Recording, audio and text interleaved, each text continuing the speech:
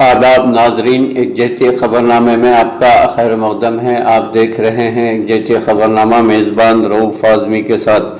اگر آپ ہمارے چینل کو سبسکرائب نہ کریں ہوں تو فوری سبسکرائب کر لیں۔ تازہ ترین خبروں کے لیے، تازہ ترین تبصروں کے لیے، تازہ ترین معلومات کے لیے دیکھتے رہیں ایک جہتی خبر نامہ میزبان رؤوف اعظمی کے ساتھ۔ ناظرین، آج کا ہمارا عنوان ہے یوم الجمعہ کے موقع پر سیرت نبی صلی اللہ علیہ وسلم پر۔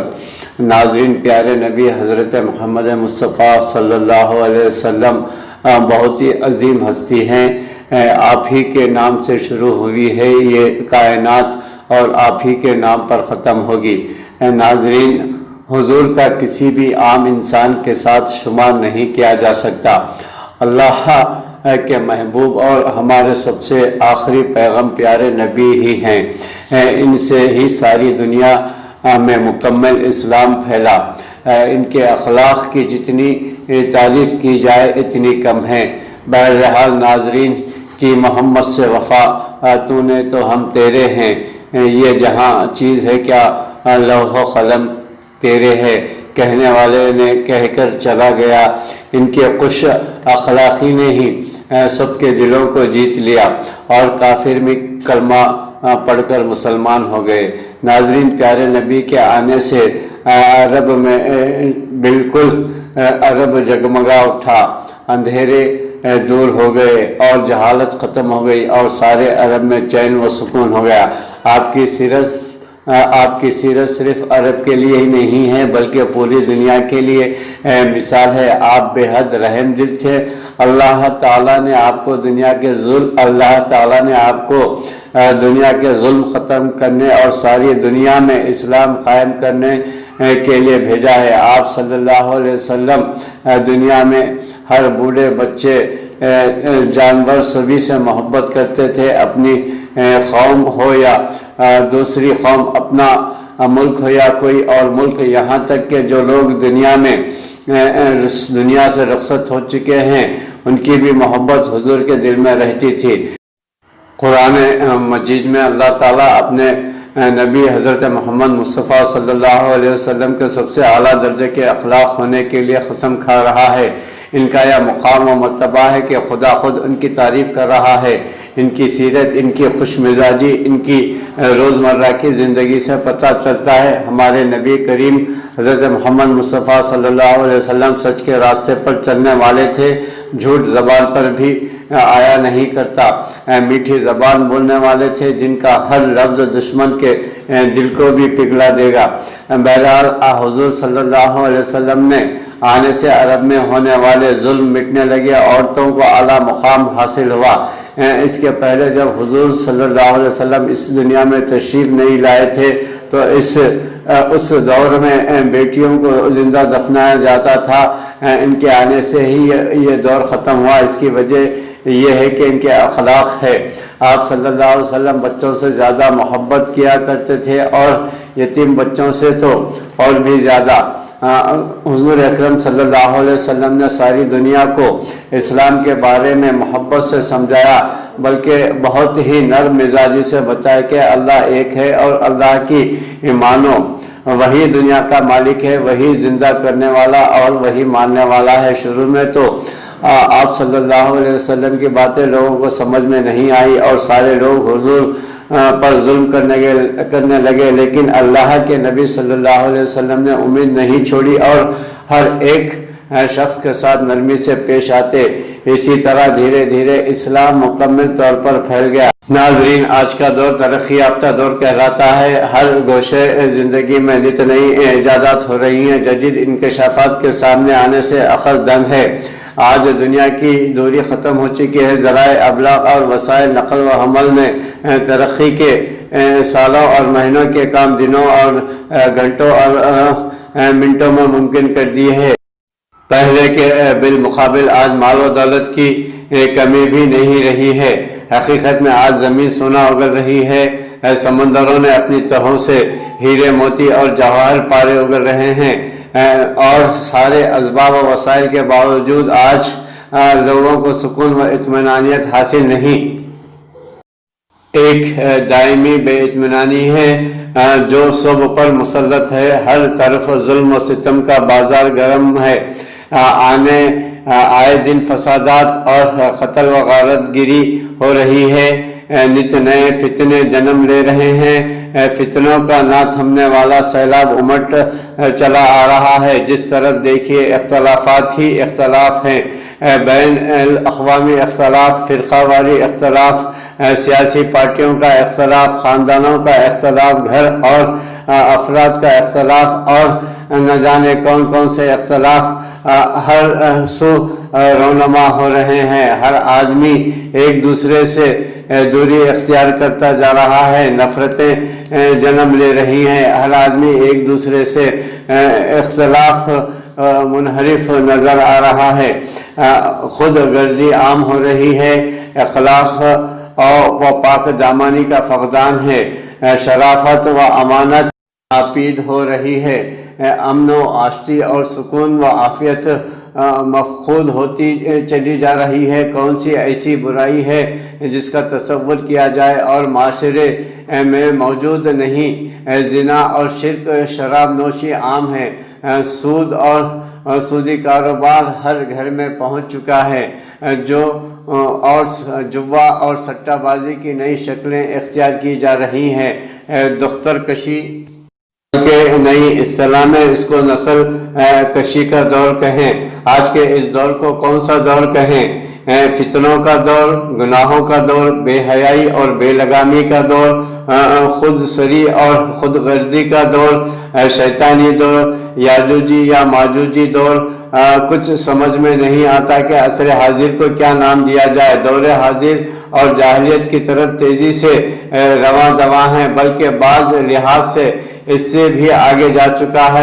خرابیوں کو دور کرنے اور ان پر قابو پانے کے سارے عالم میں کوششیں کی جا رہی ہیں، لیکن کوئی کوشش کامیاب ہوتی نظر نہیں آتی۔ نئی تجاویز روح میں عمل آ کر فیل ہو رہی ہیں، تعمیر کے بجائے تخریب کا باعث بن رہی ہیں۔ یہ کوئی تعجب کی بات نہیں، ہونا بھی یہی چاہیے، اس لیے کہ ان جملہ خرافات، بے اطمینانی اور بے چینی پر قابو پانے کے لیے محض انسانی تدبیریں اختیار کی جا رہی ہیں، اور انسانی تدبیریں پورے طور پر کامیاب ہی کب ہوتی ہیں؟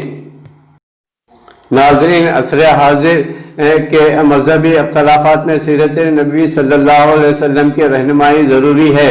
عالمی پیمانے پر اتحاد و اتفاق قائم کرنے کی ضرورت آج سب سے زیادہ محسوس کی جا رہی ہے۔ آج کوئی ایسا اقتدار نہیں جس کو سب لوگ تسلیم کریں، جس کی سب اطاعت کریں۔ کسی متفقہ اقتدار کا نہ ہونا آج کی سب سے بڑی کمی ہے۔ ایک قوم دوسری قوم کو دیکھنا نہیں چاہتی ہے۔ مختلف قسم کے معاہدے ہوتے ہیں اور ٹوٹ جاتے ہیں۔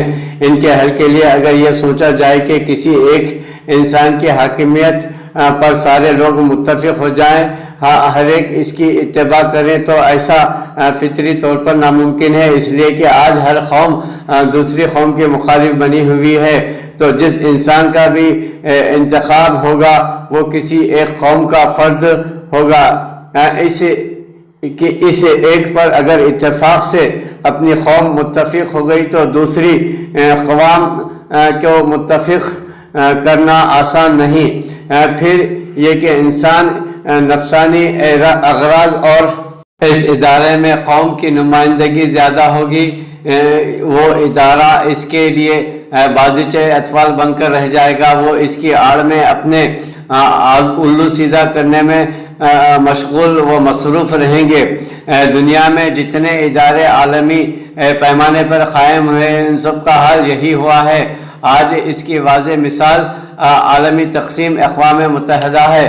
بہرحال ناظرین، مسلمانوں کو یہ سوچنا چاہیے کہ اسوہ نبی حضرت محمد صلی اللہ علیہ وسلم کو پیغام کو عام کرے، انفرادی عمل ضروری ہے، لہذا آج اختلاف حل کرنے کے لیے وہی کرنا ناگزیر ہے جو اللہ کے نبی صلی اللہ علیہ وسلم نے کیا۔ آپ نے اختلافات و انتشار سے तबाह दुनिया को मुतहद करके अमली मिसाल पेश कर दी। आप सल्लल्लाहु अलैहि वसल्लम ने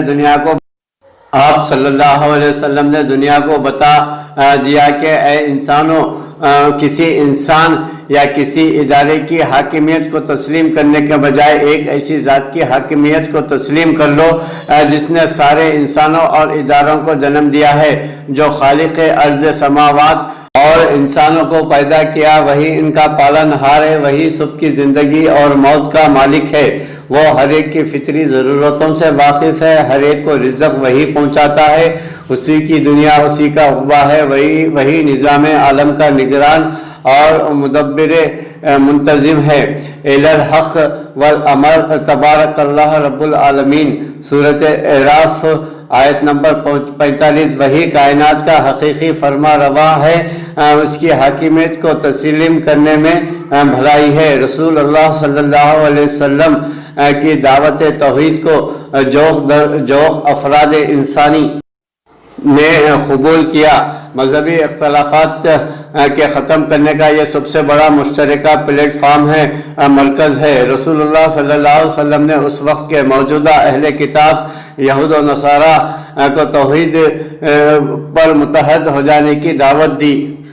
नाज़रीन, सीरत तैयबा हमें ये बताती है कि आप सल्लल्लाहु अलैहि वसल्लम ने अपने हयात मुबारका में हुस्न अखलाक को क़ायम व दायम रखा और अपनी तहरीक दावत तबलीग को तेज़ किया। आहिस्ता आहिस्ता लोग इस्लाम में दाखिल होते गए। फिर क्या था कि चंद बरसों में सारा अरब कलमे ला इलाहा इल्लल्लाह मुहम्मदुर रसूलुल्लाह का क़ायल हो गया। हर जगह अमन व अमान फैल गया। जंगजू कौमें जिनका कम ही कत्ल व गारत गिरी था, जंग से कभी तंग न आती थी, आपसी चिपकलिशें का ना टूटने वाला सिलसिला रखती थी, सब शीर व शक्कर की तरह मिल गए, सब एक दूसरे के दोस्त बन गए। आइए आज भी हम अहद करें कि ये सिलसिला हमेशा के लिए जारी रखें। इस सिलसिले में पाकिस्तान के एक मौलाना ने बहुत ही सबक आमोज बयान दिया है, सुनते हैं वो हुस्न अखलाक और सीरत तैयबा और आज के मुसलमानों के बारे में अपनी क्या राय रखते हैं। अरब का चांद और उसका राइटर है स्वामी लक्ष्मण प्रसाद, इंडिया का रहने वाला है। उसने हुजूर की सीरत पर 200-250 सफ़हात पर मुश्तमिल किताब लिखी। बचपन में मेरी नजर से भी गुजरी, बड़े ज़ौक़ से उसको पढ़ा था। स्वामी लक्ष्मण प्रसाद से इंटरव्यू किया गया कि तुमने हुजूर की सीरत पे किताब लिखी है, इतना बड़ा काम किया तो कलमा पढ़ के हुजूर का गुलाम क्यों नहीं बन जाता? जिस अंदाज से तूने मोहब्बत के मोती बखेरे हैं और उल्फतों के फूल इस किताब पे तूने उगाए हैं, तो तू क्यों नहीं कलमा पढ़ के हुजूर का गुलाम बन जाता? तो लालू का जवाब सुनिए, हमारी आंखें खोल देने के लिए काफी है और इतना जन्नाटेदार तमाचा है, अगर हम महसूस करें तो सदियों उसकी कसक न जाए, अगर ना महसूस करें तो वो एक गाड़ी के पीछे लिखा था, अकल ना हो तो मौजे मौजा। लेकिन अगर समझने की बात हो तो इतनी बड़ी तंबीह है कि पांव के नीचे से जमीन निकल जाती है और हमें अपने वजूद से शर्म आती है, हमारे जिस्म का एक एक रवा पसीने से शराबुर हो जाता है। स्वामी लक्ष्मण प्रसाद ने जवाब दिया, कहा जब मैं हुजूर की सीरत लिखने बैठा, बड़ी बड़ी उम्महात कुतुब सीरत को पढ़ा और उसके नतीजे में मैंने ये किताब तैयार की है। हुजूर की सीरत के रोशन गोशे और हुजूर की जिंदगी के रक्षा बाब जब मैंने देखे तो ये जज्बा मेरे दिल में अंगड़ाइयां लेने लगा कि मैं देर क्यों करता हूँ, हुजूर का गुलाम क्यों नहीं बन जाता। लेकिन जब मैं मुसलमानों के किरदार को देखता हूँ तो मैं कहता हूँ मैं हिंदू ठीक हूँ। हमारा किरदार लोगों के ईमान के रास्ते में रुकावट बना हुआ है। जब अमेरिका के खिलाफ नारे लग रहे थे, उन नारे लगाने वालों में मैं भी शामिल था, लेकिन एक बात मैंने कही थी, मैंने कहा आज हम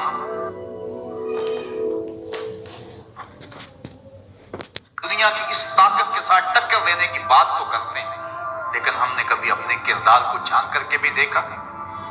जिस बस्ती, जिस शहर और जिस मुल्क की हालत यह है कि वाटर कूलर के ऊपर लगे हुए जो गिलास हैं वो भी जंजीरों से बांधे हुए हैं, वो कौम अमेरिका जैसी कौम से टक्कर नहीं कर सकती।